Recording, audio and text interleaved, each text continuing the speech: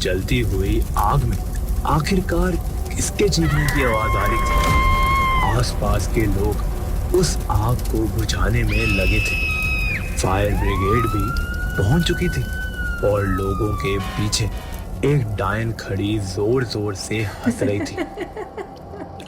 ठाकुरों के घर खुशी का माहौल था। उनके छोटे बेटे की शादी जो हुई थी, सब जगह गाना बजाना और नाच गाना चल रहा था। छोटी बहू को देखने सब आए थे। तभी किन्नरों की आने की खबर भी बड़ी मालकिन तक आई। अरे मालकिन, बाहर किन्नर आए हैं, क्या करना है?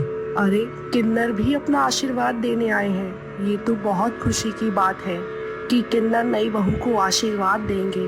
तभी किन्नर अंदर आई और बड़ी बहू के पास गई, लेकिन उसकी तरफ देखते ही किन्नर के होश उड़ गए थे और वो उल्टे पांव वापस मुड़ गई थी। ये देख ठाकुराइन को कुछ समझ नहीं आया और वो परेशान होकर सोचने लगी कि आखिरकार किन्नर ने बहू को आशीर्वाद क्यों नहीं दिया, और वो भी उन्हें रोकने के लिए पीछे उनके चल पड़ी। अरे अरे, रुकिए, आप लोग बिना कुछ लिए और बिना आशीर्वाद दिए क्यों जा रहे हैं? मांगिए, आपको क्या चाहिए?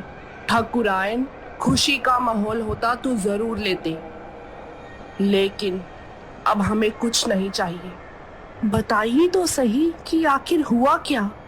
ठाकुराइन, तुम्हारे साथ धोखा हुआ है। ये तुम्हारी छोटी बहू, जिसे तुम एक स्त्री समझ रही हो, वो वास्तविक में एक किन्नर है।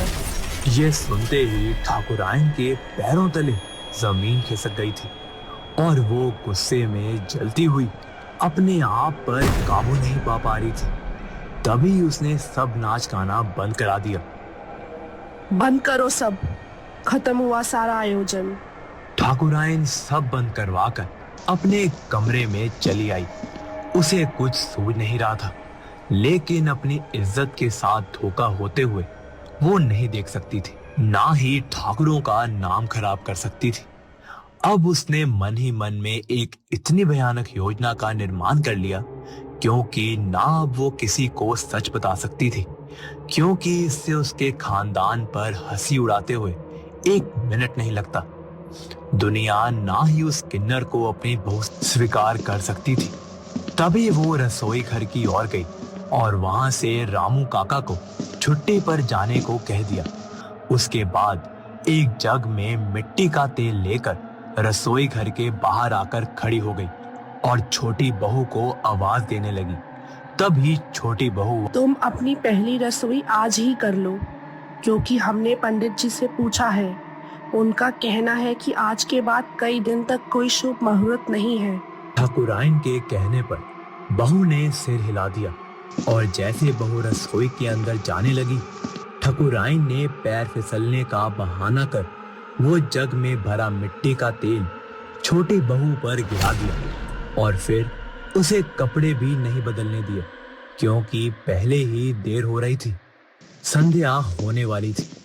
छोटी बहू ने जैसे ही रसोई में जाकर गैस ऑन किया, तभी आग की लपटों ने उसे घेर लिया और चीखती चिल्लाती वो पूरी आग में जल गई। जब तक घर के बाकी लोग वहां तक आए, बहू पूरी आग में जल रही थी और कोई उसे बचा नहीं पाया और उसके किन्नर होने के राज भी उसके साथ ही मर गए। कुछ दिन बीत गए। ठाकुराइन ने अपने छोटे बेटे का दोबारा विवाह करवा दिया। घर में फिर से खुशियां आईं और खुशी का माहौल बना था। नई बहू ने आते ही घर का सारा काम संभाल लिया था, लेकिन होने को कुछ और ही मंजूर था। उस दिन अमावस्या की रात थी। नई बहू रसोई की साफ सफाई कर रही थी। तभी अचानक किन्नर बहू का भूत उसके सामने आ खड़ा हुआ। नई बहू नहीं जानती थी कि वो कौन है। वो उस डरावने चेहरे को देख चिल्लाने लगी। इतने में किन्नर बहू ने अपने मुंह से आग निकाली और उस नई बहू पर हमला किया। उसके दोनों हाथ जलने लगे और वही गिरकर मर गई।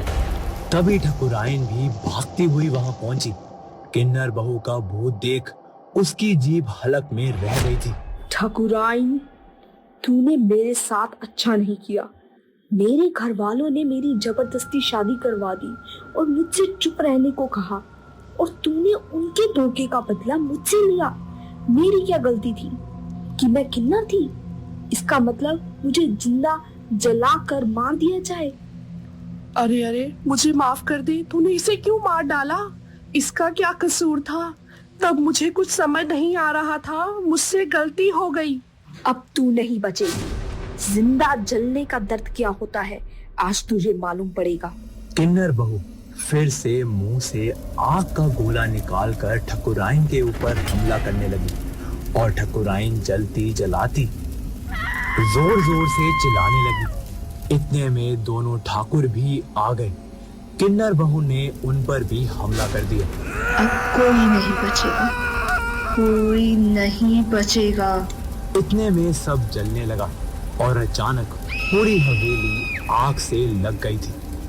आसपास के सब लोग आग को बुझाने में जुट गए थे, लेकिन वो आग इतनी विशाल थी कि आज पूरी हवेली को नष्ट होने से कोई नहीं बचा सकता था। उन सब के पीछे खड़ी किन्नर बहू की आत्मा को आज मुक्ति मिली थी।